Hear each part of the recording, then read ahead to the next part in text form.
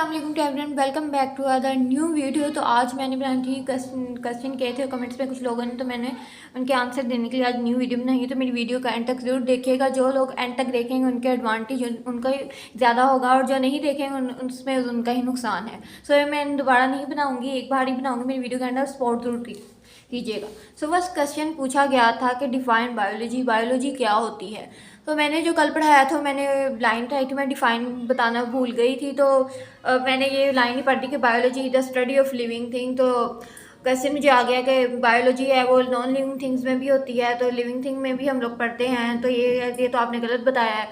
सो मैं ये बताना चाहूँगी कि जो डिफाइंड बायोलॉजी है वो हम स्टडी करते हैं रिलेशनशिप बिटवीन है लिविंग और नॉन लिविंग ऑर्गेनिजम्स के बारे में। लिविंग थिंग्स उन्हें कहते हैं जिन्हें लिविंग थिंग, और नॉन लिविंग थिंग, और लिविंग थिंग उन्हें कहते हैं जानवर होते हैं, और नॉन लिविंग थिंग उन्हें कहते हैं जो बेजान होते हैं।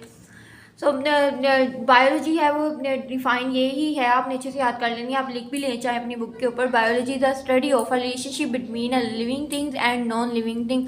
लिविंग थिंग्स में आ जाती है जो इसकी ब्रांचेस भी हैं, बायोलॉजिकल एंड फिजिकल। फिजिकल तो बायोलॉजिकल में ये आ जाती है, बायोलॉजिकल में ये होता है कि हम स्टडी करते हैं लिविंग थिंग के बारे में, और जो फिज़िकल बायोलॉजी की ब्रांच है उसमें हम फिज़िकल में ये करते हैं कि नॉन लिविंग की स्टडी करते हैं। ठीक है। सो नेक्स्ट क्वेश्चन पूछा गया था डिसीज़ एंड डिसऑर्डर किसे कहते हैं। डिसीज़ भी एक बीमारी को कहते हैं, और डिसऑर्डर्स भी है वो एक बीमारी को ही कहते हैं। जो डिसीज़ होता है वो भी बीमारी होती है, लेकिन डिसीज़ ये होता है कि वो मेडिसिन के ट्रीटमेंट से ठीक हो जाता है। डिसऑर्डर्स इस टाइप के होते हैं जो मेडिसिन से नहीं ठीक होते, उन्हें मेडिसिन की ज़रूरत नहीं होती। लाइक डिसीज़ है, हमें कोई फीवर वगैरह है, जो डिसीज़ उसे भी कहा जाता है जो हमारे एक्सटर्नल फैक्टर में लाइक माइक्रो ऑर्गेनिज्म हमें इफेक्ट करता है। डिसीज़ एक वायरस की तरह होता है, लाइक हमें एड्स हो जाए तो ये डिसीज़ हमें एक्सटर्नल मीन्स के हाँ से एक्सटर्नल प्रोसेस होता है। डिसीज़ हमारा जो हमें जम्स वगैरह लग जाते हैं, वायरस होता है लाइक एड्स होते हैं। अगर हम उसके मेडिसिन वगैरह डिसीज़ की लेंगे, डिसीज़ वो हमें एड्स हुआ है तो हम उसके मेडिसिन लेंगे, तो उसका ट्रीटमेंट कराएंगे तो मेडिसिन से वो कंट्रोल हो जाएगा।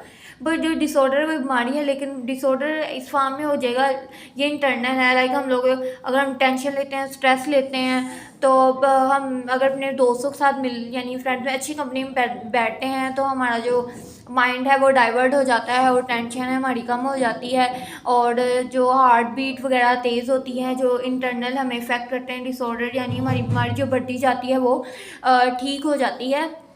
किस वजह से कि एक अच्छी इन्वायरमेंट की वजह से डिसऑर्डर जो है वो मेडिसिन से ठीक नहीं होता। वो कुछ अच्छे माहौल और कुछ अच्छे माहौल या अच्छी इन्वायरमेंट की वजह से डिसऑर्डर है वो क्लियर आउट हो जाता है, और डिसीज़ है वो मेडिसिन से ठीक हो जाता है।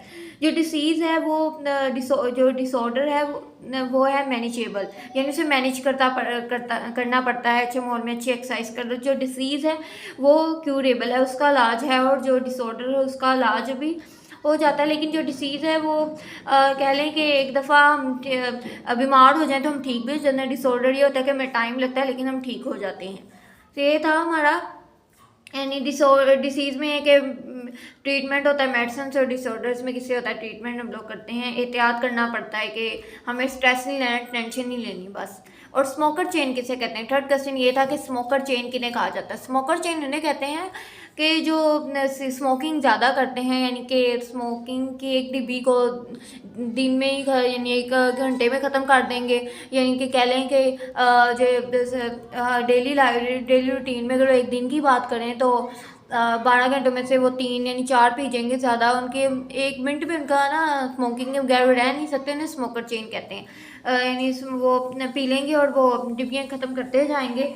कुछ होते हैं जो नॉर्मल स्मोकर होते हैं वो 1-2 पी लेंगे, दिन में 3 पी लेंगे, लेकिन उनका गुजारा नहीं होता। जो स्मोकर चेन है वो ज़्यादा पीते हैं, इसलिए इनमें डिफरेंस भी होता है, जबकि वो ज़्यादा इफेक्ट भी होता है। फिर आगे पूछा गया था बेनिफिट्स ऑफ निकोटीन। निकोटीन मैं आपको बताई थी कि इसमें चाय में भी यूज़ होती है, लेकिन एक ख़ास मिकदार में यूज़ होती है, माइनर सी यूज़ होती है, यानी कि ज़्यादा हार्मफुल नहीं होती, जो हम इसलिए हम सारा दिन कुछ लोग चाय के बगैर रह नहीं सकते। और उसका बेनिफिट ये भी है कि मेडिसिन में भी यूज़ होती हैं। वैसे तो ये हार्मफुल होती है काफ़ी, कि निकोटीन की कह लें कि निकोटीन की मेडिसिन कुछ होती हैं कि जिन्हें सिगरेट से दूर रखा जाए। ये जो सिगरेट ज़्यादा के हार्मफुल होती है, निकोटीन भी हार्मफुल होती है, मेडिसिन में यूज़ होती हैं कि कुछ लोगों को मेडिसिन इसकी दी जाती हैं कि ये रिलैक्सेशन करें, ये सिगरेट से दूर रहें। और कह लें कि निकोटीन का इन्हें, हाँ, वैसे तो इसका कोई एडवांटेज नहीं होता, लेकिन स्मोकर्स के लिए ये एडवांटेज होता है कि उन्हें स्ट्रेस से रिलीफ मिलता है, उनकी मेमोरी, उन्हें फिजिकल वो ठीक रहते हैं। अगर ये ना मिले तो वो बीमार हो जाते हैं। इससे उन्हें कह लें कि बहुत सुकून वगैरह मिलता है। ये उनके लिए होता है जी जो इसके यूज़र होते हैं, ठीक है, निकोटीन के। और फिर नेक्स्ट जो है एक्सटर्नल इंटरनल इन्वायरमेंट क्या होती है। एक्सटर्नल इंटरनल इन्वायरमेंट ये होती है कि एक्सटर्नल, अगर हमें ऑक्सीजन, कोई खाना वगैरह, प्रोटीन वगैरह खा रहे हैं तो बाहर वो एक्सक्रीट करेगा। लाइक हम अगर पानी पी रहे हैं, पानी हमने पिया है तो वो हमारे इंटरनल इन्वायरमेंट के अंदर इंटरनल टेम्परेचर को उसने प्रोटेक्ट किया है। लाइक हमारे 60 या 75% हमारी बॉडी को वाटर की ज़रूरत होती है। सो मेरे ख्याल 65 या 75 ही होती है, अगर मैं गलत ना हूँ तो। और जब अगर हम पानी पी लें तो उसके बाद पानी पीने के बाद हमें जो फिर वो पानी जो एक्सक्रीट होता है यूरिन की शक्ल में हो जाता है, या वो स्वेटिंग की शक्ल में होता है, वो एक्सटर्नल इन्वायरमेंट में शो होता है। और अगर हम बाहर का, मैंने आपको बताया भी था कि अगर हम लोग बाहर का जो सीज़न वगैरह चेंज होता है तो मौसम का लोगों को डायरिया हो जाता है। ये होता है कि वो बाहर के माहौल में एडजस्ट नहीं कर पाते, जो उनका इंटरनल टेम्परेचर में उनका बाहर के टेम्परेचर के मुताबिक एडजस्ट नहीं हो पाता, तो बीमार हो जाता है, वॉमिट और कॉन्स्टिपेशन हो जाती है, डायरिया हो जाता है, उन्हें और भी काफ़ी डिसीज से गुजरना पड़ता है। सो यही था एक्सटर्नल इंटरनल इन्वायरमेंट, और तो इसमें कुछ नहीं है ज़्यादा समझने वाला। अभी बस मैंने आपको बताया ही है कि अगर हमें अंदर फीवर है तो फिर बाहर का हमारा टेम्परेचर भी ऐसा ही हो गया, हमें बाहर का माहौल भी अच्छा नहीं लगेगा। अगर हम अंदर से बूस्ट अप है तो हमें बाहर का इन्वायरमेंट भी अच्छा लगेगा। यही है। और डिफरेंस बिटवीन है ऑर्गन एंड ऑर्गेनेली, ये भी बहुत इंपॉर्टेंट है। ऑर्गन एंड ऑर्गेनेली किसे कहते हैं। ऑर्गन ऑर्गेनेली में ये है कि जो ऑर्गन है वो क्या, ऑर्गन का डिफरेंस सबसे बड़ा ये है कि जो ऑर्गन है वो एक टिश्यूज़ की बात की गई है। ऑर्गन्स में टिश्यूज़ की बात की गई। ऑर्गन है वो कलेक्शन ऑफ टिश्यू है। जो ऑर्गेनेली है वो मल्टी सेलर को कहा जाता है। ऑर्गन जो है वो पार्ट ऑफ अ बॉडी है।